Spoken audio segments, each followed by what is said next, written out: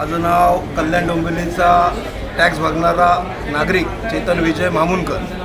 आता तुम्ही गेल्या आठवड्यात जर इथे आलेला असाल तरी गेल्या आठवड्यात पण हे सर्व्हर डाऊन होतं, त्याच्यामुळे नागरिकांना टॅक्स भरता आलं नाही।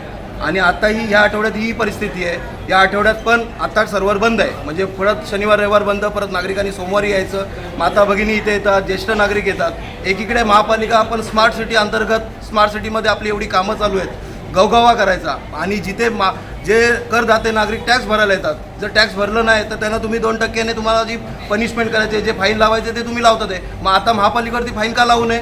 तुमचे सर्व्हर जर बंद आहे मग ती चुकी कोणाची, नागरिकांची की तुमच्या महापालिकेची? हे पेपरमध्ये बातम्या गेल्या आठवड्यात लागल्या तरी महापालिकेचे कान उघडलेले नाही आहेत। मग आता नागरिकांनी उठाव करणं गरजेचं आहे। एक सर्वसामान्य नागरिक म्हणून माझी नागरिकांनाही आव्हान आहे, विनंती आहे की जरा बोलायला शिका, मेल वगैरे पाठवा आयुक्तांना, जे कोण आहेत कमिशनर IAS ऑफिसर आलेले त्यांनी जबाबदारीने हे दखल घेतली पाहिजे ना। पेपरमध्ये बातमी लागल्याच्या नंतर पण पुढच्या आठवड्यात हीच परिस्थिती।